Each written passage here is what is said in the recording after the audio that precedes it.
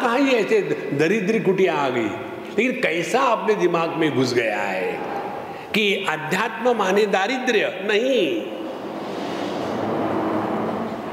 देखो, ये सब जो गलत फहमियां है, इनको हमको निकाल देना है।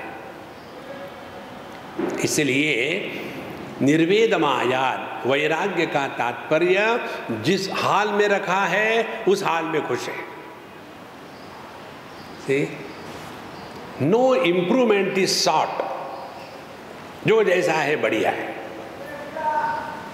हम लोगों की तकलीफ क्या है, गर्मी के दिनों में बहुत गर्मी होती है, पता नहीं इतनी गर्मी क्यों हो रही है। फिर भगवान कहता है ठीक है बाबा, मैं तुमको बारिश देता हूँ। फिर बारिश आ जाती है, बारिश का सीज़न आया तो फिर हम कंप्लेन करते हैं, ओह बहुत बारिश हो रही है, बड़ा मुश्किल हो रहा है। भगवान कहते कोई बात नहीं, मैं तुमको ठंडक देता हूँ। फिर जाड़े का समय आता है, ठंडक आ गई, फिर हम कंप्लेन करते हैं, अरे बाप रे बहुत ठंडा हो रहा है। भगवान कहता है इस बेवकूफ़ को कुछ भी दो, ये कंप्लेन ही करेगा। इसीलिए भगवान हमारी बात सुनता नहीं। देखो, एक बार हमको किसी ने पूछा कि स्वामी जी आपके ये मस्ती का क्या राज है। हमने कहा सिंपल राज है, हमको सब एबनॉर्मल चीज़ें अच्छी लगती है। जैसे कहीं बहुत कन्फ्यूजन हो तो हमको अच्छा लगता है, बहुत के हो रहा पोल्ट्री फार्म तो हमको अच्छा लगता है, हर जगह में गड़बड़ी हो रही हो तो अच्छा लगता है, घर में झगड़े हो रहे तो हमको बड़ा अच्छा लगता है। क्यों? टाइम पास हो जाता है, आपने कुछ करना थोड़ी है, लोग झगड़ा कर रहे आप देखते रहो, हो गया अच्छा चाय पीते हैं। हमारी एक्सपेक्टेशन क्या होती है कि घर ऐसा होना चाहिए कि जिसमें शांति हो, प्रेम हो। ऐसा घर नहीं होता। शांति और प्रेम जो है वो श्मशान होता है। घर में कैसा है, तू मैं तू। मैंने तुमको फिर भी कहा सुबह से शाम तक के कैसा एकदम आनंदवन है। देखो महाराज, हरी इच्छा जो है एकदम बढ़िया है। इस सिद्धांत को लेके चलो तो आपके हृदय में वैराग्य प्रकट हो गया। और इसी कारण से साधु संतों को बताते हैं एक जगह में मत रहो, भटकते रहो। हमको लोग कहते हैं स्वामी जी आप कितने दिन रहते एक जगह में? 1 week. Why 1 week? Because I am a weakling. जो स्ट्रांग हो सकते हैं वही रह सकते हैं एक जगह में।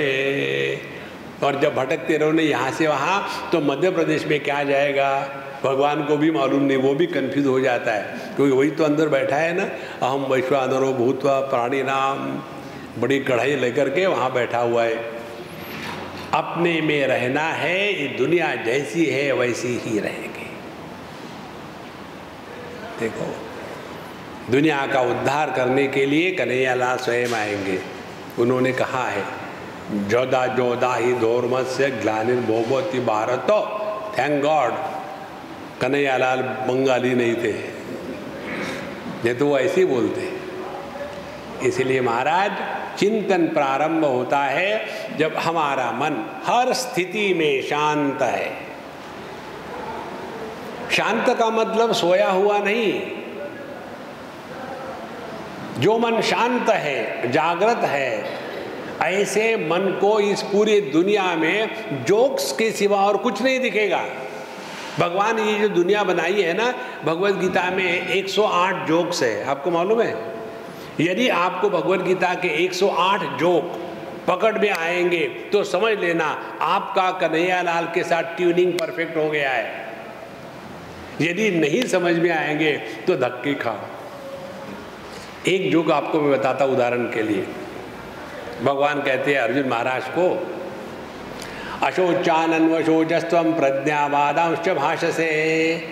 अर्जुन तुम तो बड़े समझदार हो, माने बेवकूफ हो, समझदार थोड़ी है। क्योंकि समझदार कौन होता है? गतासु न गतासुश्च नानुशोचन्ति पंडिता।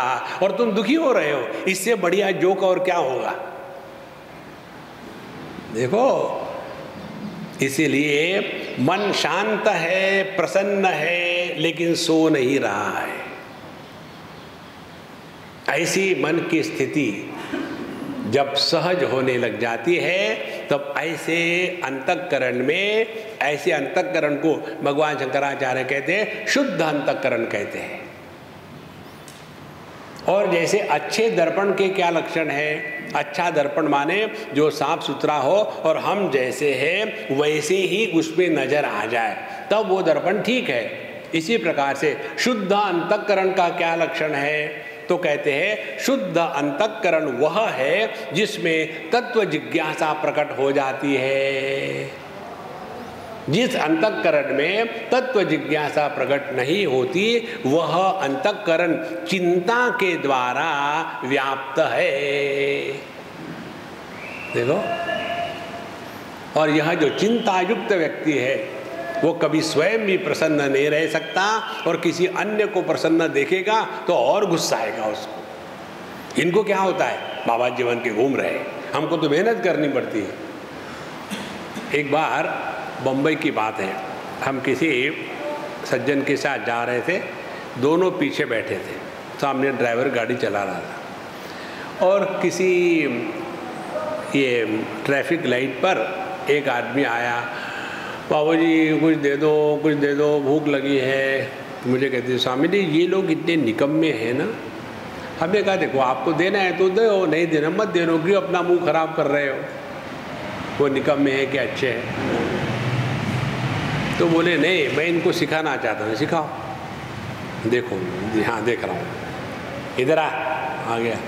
मेहनत क्यों नहीं करता? भीख मांगता है। मेहनत कर।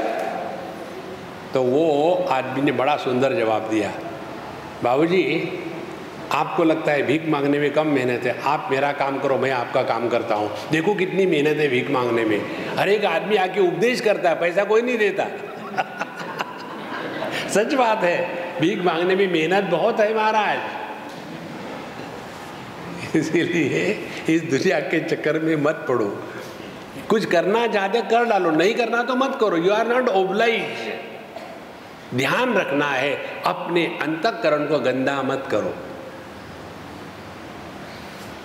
तब हम चिंतन की प्रक्रिया के अधिकारी हो गए, अन्यथा इसी में फंसे रहेंगे। ऐसा क्यों हुआ, वैसा क्यों हुआ, पता नहीं स्वामी जी हमने सबको दान धर्म किया लेकिन फिर हम पर ही ऐसा आ गया, ऐसा क्यों हो गया।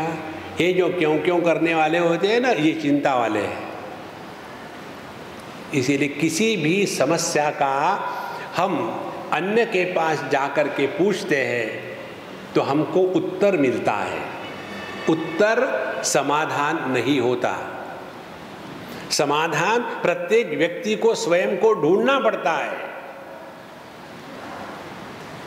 देखो परमात्मा कहाँ है, उत्तर दिया आपके दिल में, समझ में आया कुछ नहीं। फिर चिंतन किया परमात्मा क्या है, सच्चिदानंद है।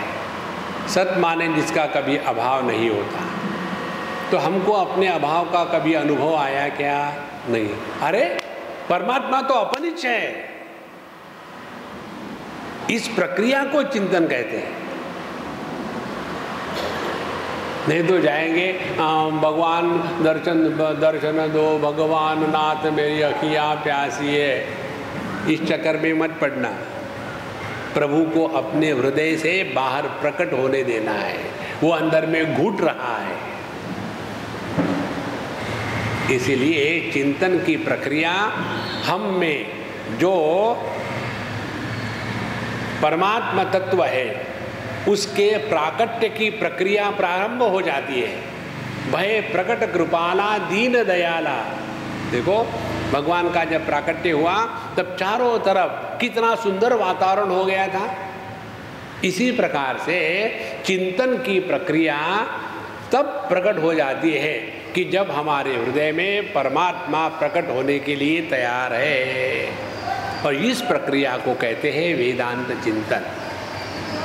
जब हम इस चिंतन की प्रक्रिया में आते हैं तो उस समय हम क्या करते हैं, क्या चिंतन करना चाहिए, उसके विषय क्या है, इन सब को लेकर के हम कल से इस पर सूक्ष्मता से विचार करेंगे।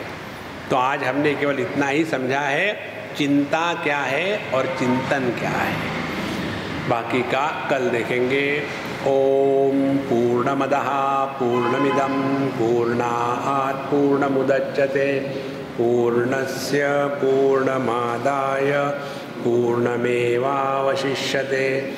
ओम शांति शांति शांति। हरि ओम। श्री गुरुभ्यो नमः। हरि ओम।